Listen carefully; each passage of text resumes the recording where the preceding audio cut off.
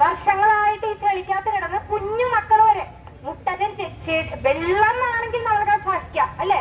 ചെളി നീന്തി എന്റെ ഭർത്താവ് എന്റെ കുഞ്ഞിനെ വെള്ളമില്ലാത്തൊരു സാഹചര്യം വന്നാൽ എന്റെ കുഞ്ഞിനെ സ്കൂളിലാക്കാൻ കൊണ്ടുപോകുന്നത് ബാഗ് തോളിലിടും.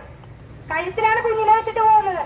ആ 5 വയസ്സുള്ള എന്റെ കുഞ്ഞിനെ കഴുത്തിൽ വെച്ച് ക്യാരിയർ ഒരു കയ്യില് ബാഗ് ഒരു കയ്യില് ചെളി നീന്തി അമ്പലം വരെ ചേരിങ്ങൽ അമ്പലം വരെ പോകണം.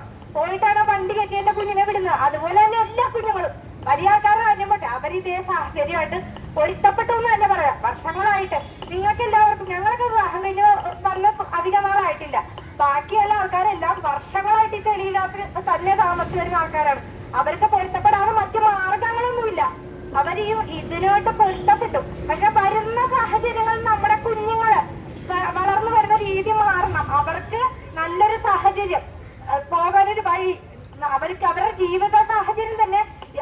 നാളെ ഒരു കാലത്ത് ഒരു കൂട്ടുകാരോട് പറയാണ് എടാ എന്റെ വീട്ടിലേക്ക് വാ എന്ന് പറഞ്ഞ് വിളിച്ചോണ്ട് വരുമ്പോ കൂട്ടുകാരൻ പറയണം നിന്റെ വീട് ഇത്ര ഈ ചെളി നീന്തി വേണം വരാൻ എന്ന് പറഞ്ഞ് കൂട്ടുകാരെ അവരെ കൊണ്ടുപോകാൻ പറ്റാത്ത അത്ര വൃത്തിഹീനമായ സാഹചര്യത്തിലാണ് നമ്മള് ജീവിച്ചോണ്ട് പോരുന്നത്. ജോലിക്ക് പോകുമ്പോ ഇവര് ഈ മത്സ്യബന്ധനം നടത്തുന്ന ആൾക്കാര് ഈ ചാലിന്റെ ആൾക്കാർ അവിടെ നിൽക്കുക. ഞാൻ അവിടെ ഒരാളോട് പറഞ്ഞു ചേട്ടാ വെള്ളം ഇങ്ങനെ കയറി മുറ്റത്തൊക്കെ വെള്ളമാണ്, കുഞ്ഞുങ്ങള് ഇങ്ങനെ വെള്ളത്തിൽ കൂടിയാണ് പോകുന്നത്, ഇനി വെള്ളം എങ്ങനെയെങ്കിലും അടിച്ച് അത് കളയാൻ കേട്ടോ, അല്ലെങ്കിൽ ഞങ്ങൾക്കത് ബുദ്ധിമുട്ടാന്ന് പറഞ്ഞപ്പോ പുള്ളി പറഞ്ഞ മറുപടി എന്താണെന്നറിയോ?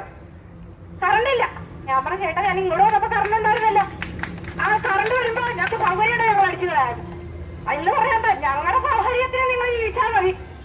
ഇവരുടെ ആൾക്കാരെ കൊണ്ടേ നമ്മൾ ജീവിക്കുന്നത്. കാരണം അവരുടെ മത്സ്യകൃഷി കഴിഞ്ഞിട്ട് പറയുന്നേ നമ്മൾ ജീവിക്കുന്നത്. മത്സ്യകൃഷി കഴിഞ്ഞിട്ട് പറയുന്നത് നമ്മൾ ജീവിക്കുന്നത്. നമ്മളെ ഇവരുടെ ആൾക്കാരെ പറ്റിയാണോ നമ്മൾ ജീവിക്കുന്നത്? എല്ലാവരും എല്ലാം പണിയെടുത്ത് ജീവിക്കുന്നത് അല്ലേ?